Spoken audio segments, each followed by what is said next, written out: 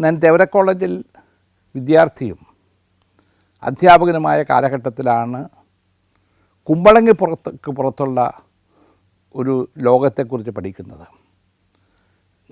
കുമ്പളങ്ങി പഠിക്കുന്ന കാലത്ത് അന്ന് വിദ്യാർത്ഥി യൂണിയൻ പ്രവർത്തനങ്ങളൊന്നുമില്ല. അന്ന് NSU അല്ലെങ്കിൽ ISO, ആദ്യകാലത്ത് ISO ആണ്, പിന്നീട് NSU ആവുന്നു. ISOയുടെ പ്രവർത്തനങ്ങളുണ്ട്. കൊറോണ സമരം നടന്നപ്പോൾ ഞങ്ങൾ കുമ്പളങ്ങിയിൽ ഒരു തെരസ്പിറേറ്ററുണ്ട്. ഞങ്ങളുടെ കുട്ടികളുടെ ഏറ്റവും പൊക്കവും തടിയുള്ള ഒരാളാണ് തെരസ്പിറേറ്റർ, കുമ്പളങ്ങി തെക്കേറ്റത്ത് നിന്ന് വരുന്ന. അദ്ദേഹത്തിൻ്റെ നേതൃത്വത്തിൽ ഞങ്ങളൊരു ജാഥ നടത്തി പെരുമ്പടപ്പിലിറങ്ങി അവിടെ നിന്ന് എടക്കൊച്ചിയിലേക്ക് പോയി ജാഥയായിട്ട് മുദ്രാവാക്യം വിളിച്ച് കൊറോണ സമരത്തിൻ്റെ ഭാഗമായിട്ട്. അങ്ങനെ ഞങ്ങൾ അവിടെ പഷ്ണിത്തോട് പാലത്തിനടുത്ത് ചെല്ലുമ്പോഴാണ് 2 KSRTC വണ്ടികൾ വരുന്നത്. ഞങ്ങൾ അവിടെ കടന്ന് കല്ലെടുത്തെറിഞ്ഞു. അപ്പോഴാണ് മനസ്സിലാകുന്നതിൻ്റെ അത് MSPക്കാരാണ്, മദ്രാസ് സ്പെഷ്യൽ പോലീസ്. അവരെക്കുറിച്ച് അവർ ക്രൂരന്മാരാണ് എന്ന് എല്ലാവർക്കും അറിയാം, നൊട്ടോറിയസാണ് അവരെല്ലാം. അവർ ചാടി ഇറങ്ങി അടിക്കാൻ തുടങ്ങി. ഇപ്പം ഞാനൊക്കെ ചാടി തൊട്ടടുത്തുള്ള തോട് നീന്തി കഴിഞ്ഞ് എടക്കൊച്ചി വഴി തിരിച്ച് കുമ്പളങ്ങിയിലെത്തി. ഞാൻ കുമ്പളങ്ങിയിലെത്തുമ്പോൾ എൻ്റെ കയ്യിൽ ഒരു കല്ലുണ്ടെന്നാണ് അമ്മ പറയുന്നത്, കല്ലിങ്ങനെ മുറുകെ പിടിച്ചിരിക്കുക. അപ്പോൾ അന്നാണ് ഒരു സമരത്തിൽ പങ്കെടുക്കുന്നത്. ഈ കൊറോണ സമര കാലഘട്ടത്തിലല്ല, അല്ലാതെ മറ്റു രാഷ്ട്രീയ പ്രവർത്തനങ്ങളും ഒന്നും ഉണ്ടായിട്ടില്ല. കോളേജിൽ വന്നപ്പോഴും കോളേജിലെ വിദ്യാർത്ഥി പ്രവർത്തനങ്ങളുമായിട്ട് ഒരിക്കലും ഞാൻ ബന്ധപ്പെട്ടിട്ടില്ല. അത് മാറി നിന്നല്ല. അന്ന് എൻ്റെ മനസ്സിലുള്ള ഒരു പ്രധാന സംഭവം മുരളി സമരമാണ്. തേവര കോളേജിൽ പഠിക്കുന്ന മുരളി അവിടെ നടന്നൊരു സമരം, വിദ്യാർത്ഥി സമരത്തിൻ്റെ ഭാഗമായി പോലീസിൻ്റെ അടികൊണ്ട് അയാൾ മട്ടാഞ്ചേരിക്കാരനാണ്, അയാൾ മരിച്ചു. അതൊരു ഇഷ്യൂ ആക്കി വിദ്യാർത്ഥി KSU വിദ്യാർത്ഥി യൂണിയനുകൾ ഏറ്റെടുത്ത്. ഉമ്മൻചാണ്ടി ആ സമയം, അന്നാണ് ഞാൻ ഉമ്മൻചാണ്ടിയെ കാണുന്നത്. ഉമ്മൻചാണ്ടി പിന്നീട് ഞാൻ വളരെയധികം ഉമ്മൻചാണ്ടിയായിട്ട് അടുക്കുകയുണ്ടായി. ഉമ്മൻചാണ്ടിയോട് ഞങ്ങൾ അടുക്കാനുള്ള കാരണം, പിന്നീട് ഞാൻ രാഷ്ട്രീയത്തിൽ വന്നു. മണ്ഡലം പ്രസിഡൻ്റായി കുമ്പളങ്ങിയിൽ 1972, പിന്നെ വാർഡ് പ്രസിഡൻ്റായി, ബ്ലോക്ക് കോൺഗ്രസ് കമ്മിറ്റിയുടെ പ്രവർത്തിക്കാൻ തുടങ്ങി, DCC പ്രവർത്തിക്കാൻ. അപ്പോൾ അന്ന് ഈ കുമ്പളങ്ങിയിലേക്ക് വരാൻ പ്രധാനപ്പെട്ട രാഷ്ട്രീയക്കാർക്കൊന്നും എളുപ്പമല്ല, ഇഷ്ടമല്ല. കാരണം കുമ്പളങ്ങിയിലേക്ക് വരണമെങ്കിൽ പെരുമ്പടപ്പ് കടത്തകട വീഴണം, മീറ്റിംഗ് കഴിഞ്ഞ് തിരിച്ചു പോകണമെങ്കിൽ കടത്തിലേക്ക് കൂടി പോകണം, ബുദ്ധിമുട്ടാണ്. അതുകൊണ്ട് പലരും കുമ്പളങ്ങി എന്ന് പറഞ്ഞാൽ ബുദ്ധിമുട്ടാണ്. കാരണം ഒരു ദിവസം അവിടെ താമസിക്കണം, പ്രസംഗിക്കാൻ വന്നാൽ. അത് ഈടം വരും, ജോർജ് ഈടം വരും പ്രസംഗിക്കാൻ പറ്റും. ഈടം ഞങ്ങളുടെ വളരെ അടുത്ത സുഹൃത്താണ്. വന്നു കഴിഞ്ഞാൽ അവിടെ ഞങ്ങളുടെ ആരെങ്കിലും വീടുകളിൽ താമസിക്കും. പക്ഷെ ഉമ്മൻചാണ്ടി അതല്ല. ഉമ്മൻചാണ്ടി വിളിച്ചാൽ വരും. അത് വഞ്ചിയിലോ ഏതെങ്കിലും വള്ളത്തിലോ കയറി വന്ന് പ്രസംഗിച്ച് തിരിച്ചു പോകും. ഒരിക്കലും അദ്ദേഹം കുമ്പളങ്ങി വന്ന് പ്രസംഗിച്ചു. തിരിച്ച് ഞങ്ങൾ പോകുന്നത് കുമ്പളങ്ങിയിൽ നിന്നും ഇടക്കൊച്ചി വഴി കുമ്പളത്തേക്ക്. കുമ്പളത്ത് നിന്ന് അദ്ദേഹത്തിന് അവിടെ ഒരു മീറ്റിംഗ് പങ്കെടുത്തിട്ട് തേവരയിലേക്ക്, കുമ്പളത്തും തേവരയിലേക്ക് പോയി തേവരയിൽ നിന്ന് പോകാനുള്ള പരിപാടിയാണ്. ഈ ഇടക്കൊച്ചിയിൽ നിന്നും കുമ്പളത്തേക്ക് ഞങ്ങൾ ഓടി വെള്ളത്തിനാണ് പോകുന്നത്. പുഴയെന്ന് പറയുന്നത് സമുദ്രം പോലെ വലുതാണ്, വലിപ്പമുള്ള പുഴയാണ്, നല്ല ഓളമുണ്ട്.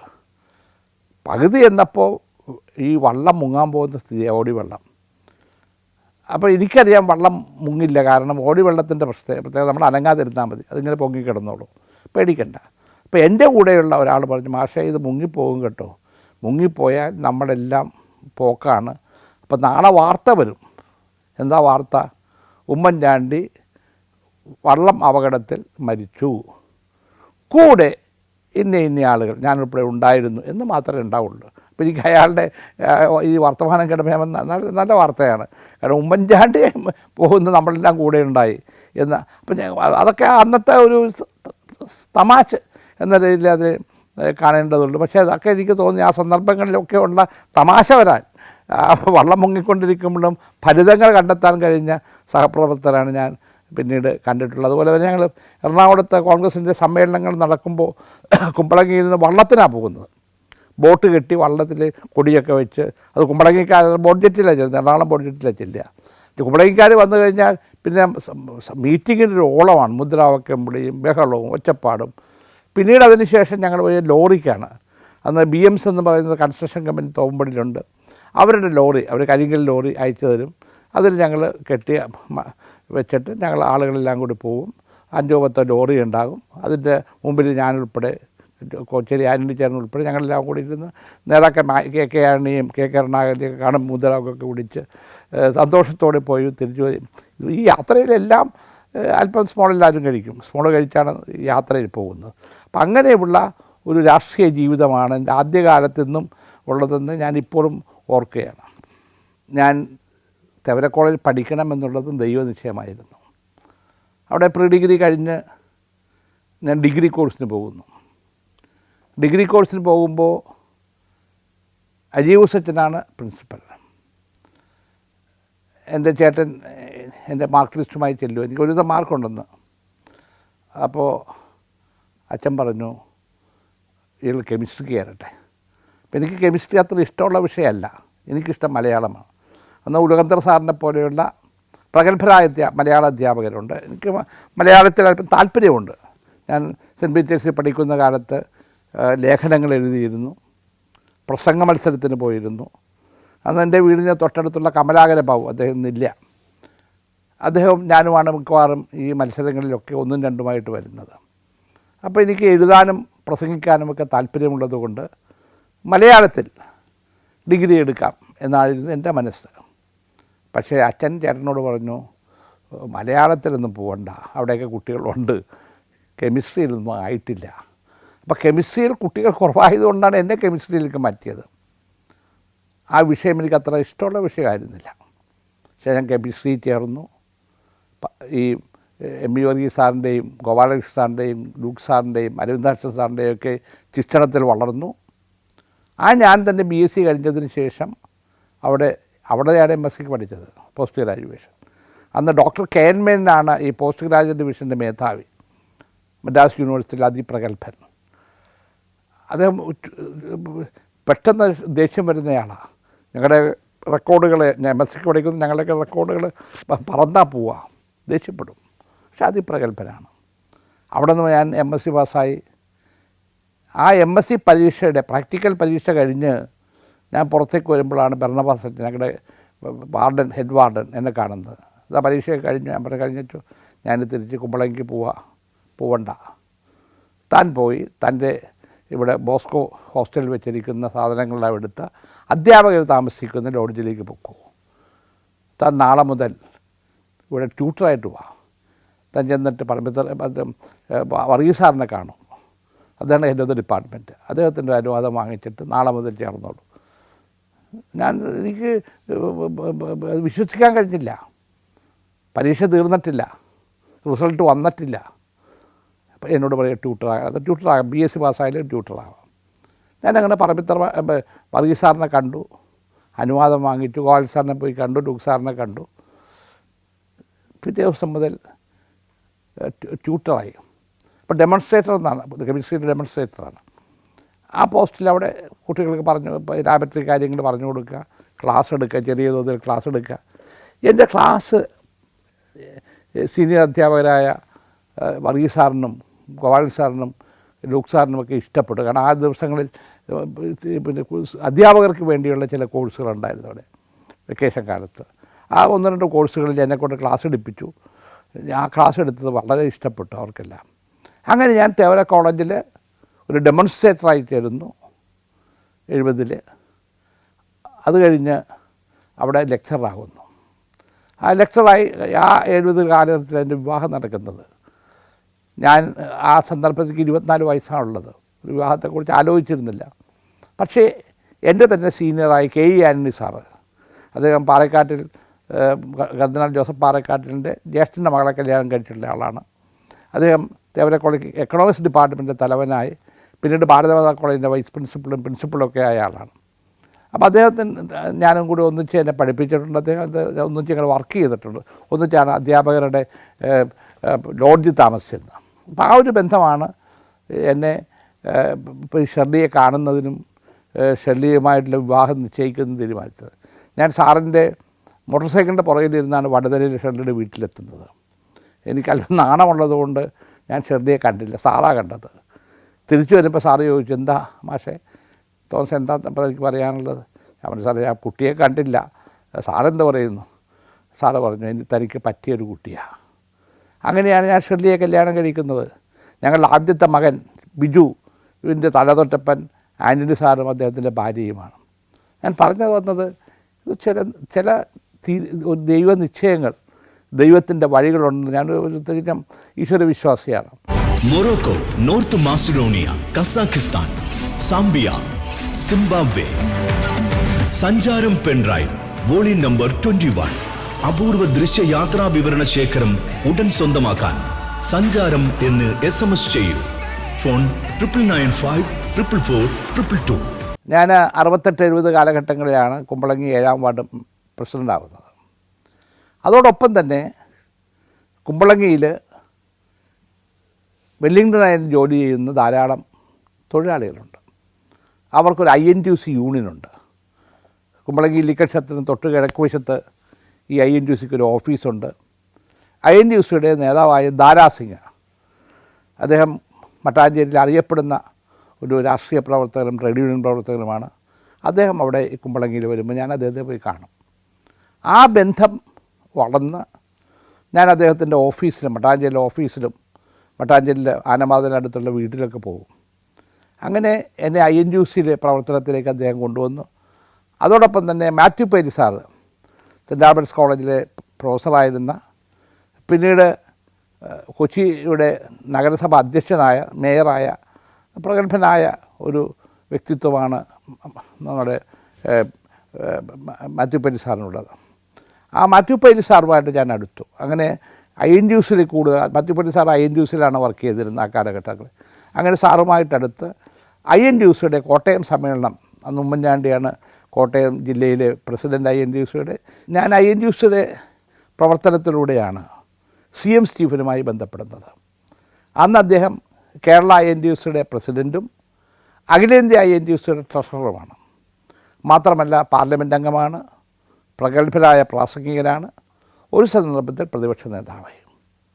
1978-80 കാലഘട്ടങ്ങളിൽ കൊച്ചിയിൽ വെച്ച് INTUC സംസ്ഥാന സമ്മേളനം നടന്നു. അന്ന് INTUCയുടെ ഓഫീസും CM സ്റ്റീഫൻ സാറിൻ്റെ വക്കീൽ ഓഫീസും ഒക്കെ KPCC ജംഗ്ഷനിലാണ്. ഇന്ന് ആ കെട്ടിടമൊക്കെ പൊളിച്ചു പോയി. അപ്പോൾ അവിടെ ഞങ്ങൾ ചെല്ലും. അന്ന് VP വരക്കാരൻ CM സ്റ്റീഫൻ സാറിൻ്റെ കൂടെയുണ്ട്. VP വരക്കാരൻ തേവര കോളേജിലെ ആദ്യകാല വിദ്യാർത്ഥിയും എൻ്റെ ജ്യേഷ്ഠൻ്റെ അടുത്ത സുഹൃത്തുമാണ്. അങ്ങനെയാണ് ഞാൻ കൂടുതലായിട്ട്, ഞാനതാ പറഞ്ഞ ചില ബന്ധങ്ങളുണ്ടാകുന്നത്. ഞാൻ സ്റ്റീഫൻ സാറിനെ കാണാൻ ചെല്ലുമ്പോഴാണ് മരക്കാരെ കാണുന്നത്. അങ്ങനെ VP വരക്കാരുമായി കൂടുതലടുത്തു. VP വരക്കാരുമായിട്ട് അടുത്ത് ആ ബന്ധത്തിലൂടെ INTUCയുടെ ഓർഗനൈസിങ് സെക്രട്ടറി, വളരെ ചെറുപ്പത്തിലെ ഒരു ഓർഗനൈസിങ് സെക്രട്ടറി ആകാൻ എനിക്ക് കഴിഞ്ഞു. INTUCയിലൂടെ എൻ്റെ രാഷ്ട്രീയ പ്രവർത്തനം മുന്നോട്ട് പോയി. 1982 കാലഘട്ടങ്ങളിൽ ഞാൻ സംസ്ഥാന ഓർഗനൈസിങ് സെക്രട്ടറി എന്ന നിലയിൽ സ്റ്റേറ്റ് ബാങ്ക് ഓഫ് ഇന്ത്യയുടെ ബോർഡിൽ വന്നു. അതൊരു വലിയ പോസ്റ്റാണ്. അന്ന് CL ആനന്ദ് ഉൾപ്പെടെയുള്ള പ്രമുഖ വ്യവസായികൾ ആ ബോർഡിലുണ്ട്. അവരോടൊപ്പമാണ് ഞാൻ ആ ബോർഡിൽ വരികയും, ആ ബോർഡിൻ്റെ ആസ്ഥാനം മദ്രാസിലാണ്. പലപ്പോഴും മദ്രാസിൽ പോകും, അവിടുന്ന് ഡൽഹിയിൽ പോകും. അങ്ങനൊരു കാലഘട്ടം വന്നപ്പോൾ ഞാൻ 83 കോളേജിൽ നിന്ന് ലീവ് എടുത്തു. കാരണം എനിക്ക് പഠിപ്പിക്കലും ഈ INTUC പ്രവർത്തനവും ബാങ്കിൻ്റെ പ്രവർത്തനവും ഒന്നിച്ച് നടക്കാതെ വന്നതുകൊണ്ട് ഞാൻ ലീവ് എടുത്തു. അങ്ങനെ ലീവ് എടുത്ത് മുന്നോട്ട് പോകുമ്പോഴാണ് ഞാൻ കോൺഗ്രസിൻ്റെ എറണാകുളത്തെ സ്ഥാനാർത്ഥിയായി മാറുന്നത്. അതും ഇതുപോലെ ഞാനൊരു പ്രതീക്ഷിച്ച ഒരു കാര്യമല്ല. ഞാൻ ഇതിനിടയിൽ K കരുണാകരനുമായിട്ട് വളരെ അടുക്കുകയുണ്ടായി. K കരുണാകരൻ്റെ വളരെ അടുത്ത വിശ്വസ്തനെ പോലെ എറണാകുളത്ത് നടക്കുന്ന എല്ലാ സമ്മേളനങ്ങളിലും അത് നടത്തിപ്പുകാരനായിട്ട് വന്നു. TH മുസ്തഫ കൊച്ചി എറണാകുളത്തിൻ്റെ DC പ്രസിഡൻ്റായി, അദ്ദേഹത്തോടൊപ്പം ഞാൻ പ്രവർത്തിച്ചു. അങ്ങനെ ഇവരെല്ലാം എൻ്റെ സുഹൃത്തുക്കളായി വന്ന സന്ദർഭത്തിലാണ് 84 തിരഞ്ഞെടുപ്പ്. 84 തിരഞ്ഞെടുപ്പിൽ അന്ന് സിറ്റിംഗ് MP സേവ്യർ അറക്കലാണ്, ബാരിസ്റ്റർ സേവ്യർ അറക്കൽ. അപ്പോൾ അദ്ദേഹത്തെ മാറ്റി ഞാനാകുമെന്ന് ഞാൻ സ്വപ്നത്തിൽ പോലും വിചാരിച്ചിട്ടില്ല. പക്ഷെ ലീഡറാണ്. ഡൽഹിയിൽ നടന്ന സ്ഥാനാർത്ഥി നിർണ്ണയ ചർച്ച കഴിഞ്ഞ് അന്ന് ഇന്നത്തെ നെടുമ്പാശ്ശേരി എയർപോർട്ടിലെ വെല്ലിംഗ്ടൺ ഐലൻഡ് എയർപോർട്ടാണ്. എയർപോർട്ടിൽ ലീഡർ ഇറങ്ങി VIP ലോഞ്ചിൽ വന്നപ്പോൾ PS ഡോൺ, മലയാള മനോരമയുടെ ബ്യൂറോ ചീഫ്, തരിയൻ ചേട്ടൻ ദീപികയുടെ ചീഫ്, സത്യപ്രദൻ, KM റോയ്, ഇങ്ങനെ എല്ലാ പ്രഗത്ഭരായ പത്രക്കാരും അന്നത്തെ VIP ലോഞ്ചിൽ ഇരിപ്പുണ്ട്. അവർ ലീഡറോട് ഓരോ കാര്യങ്ങൾ ചോദിച്ചു, ഈ മാഷ്ക്ക് വല്ല സീറ്റുണ്ടോ ഇത് ചോദിച്ച PS ഡോണാണ്. അപ്പോൾ ലീഡർ പറഞ്ഞു, ഉണ്ട്, ഉറച്ച സീറ്റിലല്ലേ അയാൾ ഇരിക്കുന്നത്, അയാൾക്ക് എന്താ പ്രശ്നം, കുറച്ച സീറ്റാണ്. ഞാൻ പുറത്തേക്ക് ഇറങ്ങിയപ്പോൾ PS ജോൺ പറഞ്ഞു മാഷാണ് കേട്ടോ എറണാകുളത്തെ സ്ഥാനാർത്ഥി. എനിക്ക് വിശ്വസിക്കാൻ പറ്റിയില്ല. കാരണം സിറ്റിംഗ് MP ആണ് സേവ്യർ അറക്കൽ. പോകുന്ന വഴിക്ക് ഞാൻ ലീഡർ കാറിൽ സാധാരണ കയറുക, ഞാൻ അന്നും കൗൺസിലറുടെ കൂടെ ഇരുന്നു. അപ്പോൾ ലീഡർ പറഞ്ഞു താനാണ് സ്ഥാനാർത്ഥി. എനിക്ക് വിശ്വസിക്കാൻ പറ്റിയില്ല. അപ്പോൾ അന്ന് അങ്ങനെ എൻ്റെ ജീവിതത്തിൽ ഞാൻ പോലും പ്രതീക്ഷിക്കാത്തൊരു തീരുമാനങ്ങൾ പലപ്പോഴും വന്നിട്ടുണ്ട്. അതിലൊന്നാണ് സ്ഥാനാർത്ഥിയാകുന്നത്. കോൺഗ്രസ് സ്ഥാനാർത്ഥിയായി ലീഡർ എന്നോട് ഇത് പറഞ്ഞ് ഞങ്ങൾ എറണാകുളം ഗസ്റ്റ് ഹൗസിലെത്തുക. എറണാകുളം ഗസ്റ്റ് ഹൗസിൽ നിന്ന് ലീഡർക്ക് ഭക്ഷണം കഴിക്കണം. അപ്പോഴാണ് ഒരു മെസ്സേജ് വരുന്നത്, കേളന്തര പിതാവ് വരാപ്പുഴ ആർച്ച് ബിഷപ്പ് ലീഡറെ ഒന്ന് കാണണം. സാധാരണ ലീഡർ അവിടെ പോയാൽ കാണുന്നത്. എന്നോട് പറഞ്ഞു നമുക്ക് ഭക്ഷണം പിന്നെ കഴിക്കാം, പോയി കണ്ടിട്ട് വരാം. ഞാനങ്ങനെ ബിഷപ്പ് ഹൗസിലെത്തി ലീഡറുടെ കൂടെ. ലീഡർ ഒറ്റയ്ക്കാണ് പിതാവിനെ കാണാൻ പോയത്. കലന്തര പിതാവ് ഒന്ന് സ്വീകരിച്ചു കൊണ്ടുപോയി അദ്ദേഹത്തെ. കലന്തര പിതാവിനെ കണ്ട് ഞങ്ങൾ പുറത്തിറങ്ങിയപ്പോൾ ലീഡറുടെ മുഖം ചുമന്നിരിപ്പുണ്ട്, പിതാവിൻ്റെ മുഖം ചുമന്നിരിപ്പുണ്ട്. എനിക്ക് മനസ്സിലായി എന്താ കാര്യമെന്ന്. കാറിൽ കയറി മേനേഗിലെത്തുമ്പോൾ ലീഡർ പറഞ്ഞു, തൻ്റെ പിതാവ് പറയുകയാണ് തന്നെ സ്ഥാനാർത്ഥിയാക്കാൻ പറ്റില്ല എന്ന്, അറക്കൽ തുടരണം, തോമസിന് വേറെ എന്തെങ്കിലും പോസ്റ്റ് പിന്നീട് കൊടുത്താലും മതി, പക്ഷെ ഇപ്പോൾ ഈ തിരഞ്ഞെടുപ്പിൽ, ലോക്സഭാ തിരഞ്ഞെടുപ്പിൽ അറക്കലിനെ മാറ്റാൻ പറ്റില്ല. ഉടനെ ഞാൻ പറഞ്ഞു ലീഡർ എന്നാ വേണ്ട, കാരണം ഈ പിതാക്കന്മാരോടൊക്കെ എതിർത്ത് എങ്ങനെ നമുക്ക് ജയിക്കാൻ കഴിയും, എനിക്ക് അവരോട് വഴക്കിടാൻ താല്പര്യമില്ല എന്ന് പറഞ്ഞു. അപ്പോൾ ലീഡർ എന്നോട് പറഞ്ഞത്, എടോ തൻ്റെ പിതാക്കന്മാരല്ല കോൺഗ്രസിൻ്റെ സ്ഥാനാർത്ഥി ആരാകണമെന്ന് തീരുമാനിക്കേണ്ടത്, അത് കോൺഗ്രസ്സാണ്, ഇവിടെ ഞാൻ തന്നെയാണ്, അതുകൊണ്ട് താനാണ് സ്ഥാനാർത്ഥി, താൻ പ്രവർത്തനം തുടങ്ങിക്കോളൂ. ഞാൻ എൻ്റെ സുഹൃത്തുക്കളെയൊക്കെ വിളിച്ചു പറഞ്ഞു ഇങ്ങനൊരു കാര്യമുണ്ട്, സ്ഥാനാർത്ഥിത്വം ഒഫീഷ്യലായിട്ട് അനൗൺസ് ചെയ്തിട്ടില്ല, ഒഫീഷ്യലായിട്ട് അനൗൺസ് ചെയ്യും. അന്ന് ALDK പേരൻ, അന്ന് DC പ്രസിഡൻറ്റും KPC പ്രസിഡൻറ്റൊക്കെ ആയിരുന്നയാളാണ്. അദ്ദേഹമാണ് എൻ്റെ കൂടെ വളരെ സ്ട്രോങ് ആയിട്ട് നിന്നത്. അദ്ദേഹത്തിൻ്റെ വീട്ടിലാണ് തിരഞ്ഞെടുപ്പ് പ്രചരണം മുഴുവൻ നടത്തിയിരുന്നത്. ആ JKP ഏട്ടൻ്റെ വൈഫ് ചിന്നമ്മ ചേച്ചിയുണ്ട്. അവരെല്ലാവരും കൂടിയാണ് എനിക്ക് വേണ്ടി വളരെ ശക്തമായ പ്രവർത്തനം നടത്തിയത്. ഞാൻ വലിയ ഭൂരിപക്ഷത്തോടാണ് ജയിച്ചത്. അന്ന് ഇന്ദിരാഗാന്ധി കൊല ചെയ്യപ്പെട്ടതിന് ശേഷം നടക്കുന്ന തിരഞ്ഞെടുപ്പാണ്. ആ ഒരു മൂവ്മെൻറ്റ്, ആ ഒരു ഫ്ലോ കൂടി ഉണ്ടായി കാണണം എന്ന് തോന്നുന്നു, ജനവികാരം ഉണ്ടായി കാണണം. അതുകൊണ്ട് ഞാൻ നല്ല ഭൂരിപക്ഷം, 1,00,000-അടുത്ത വോട്ടിൻ്റെ ഭൂരിപക്ഷത്തിനാണ് ഞാൻ ജയിച്ചത്. ഞാൻ 84 ജയിച്ച് പാർലമെൻറ്റിലെത്തുമ്പോൾ അന്ന് എനിക്ക് 38 വയസ്സാണുള്ളത്. One of the youngest MPs. എനിക്ക് തന്നെ പാർലമെൻറ്റിൽ ഇരുന്നപ്പോൾ ഞാനിവിടെ എത്തിയോ എന്ന് സംശയത്തിങ്ങനെ പിച്ചു നോക്കത്തുണ്ടെങ്കിൽ ഇതിവിടെ തന്നെയാണോ, അത് അങ്ങനെ എനിക്ക് തോന്നാൻ കാരണം ഞാൻ അതിനു മുമ്പ് പല പ്രാവശ്യം പാർലമെൻറ്റിൽ വിസിറ്റേഴ്സ് ഗാലറി പോയിരുന്നിട്ടുണ്ട്. സ്റ്റീഫൻ സാറിൻ്റെയും ഞങ്ങളുടെ MP ആയിരുന്ന ഹെൻറി ഓസ്റ്റൻ്റെയും ഗസ്റ്റായിട്ടാണ് പോയിരിക്കുന്നത്. അന്ന് ഇന്നത്തെ പോലെ സ്ട്രിക്റ്റ് ഒന്നുമല്ല. അന്ന് MP മാരെ എഴുതി കൊടുത്താൽ നമുക്ക് വിസിറ്റേഴ്സ് ഗാലറിയിൽ പോയിരിക്കാം. അപ്പോൾ അവിടെ ഇരുന്നുകൊണ്ട് പാർലമെൻറ്റ് പ്രവർത്തനം കണ്ട ഒരാൾ 84 പാർലമെൻറ്റ് അംഗമാകുന്നു. അന്ന് ബെല്ലാം ജാക്കറാണ് സ്പീക്കർ, അധികായനായ ബെല്ലാം ജാക്കർ ആ വലിയ കസേരയിൽ നിറഞ്ഞിരിക്കുകയാണ്.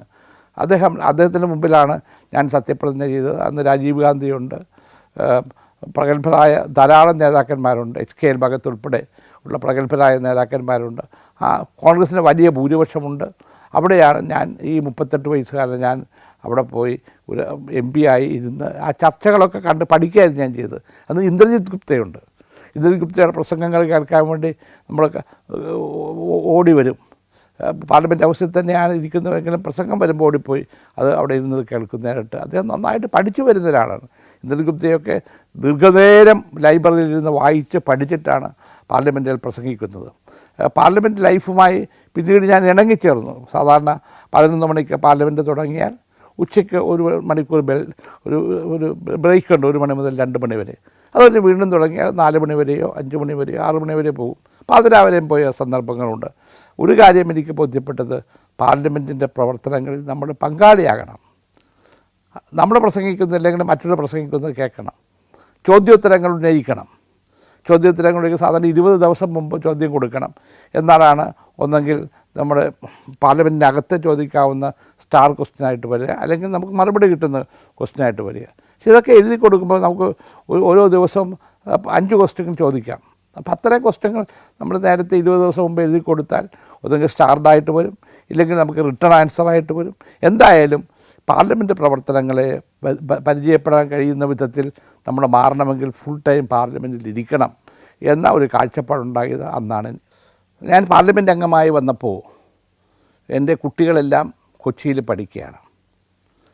മൂത്ത മകൻ, താഴെയുള്ള മകൾ, ഇളയാൾ, ഇവരെല്ലാം പെരുമാനൂർ ആംഗ്ലോ ഇന്ത്യൻ സ്കൂളിലെ വിദ്യാർത്ഥികളാണ്.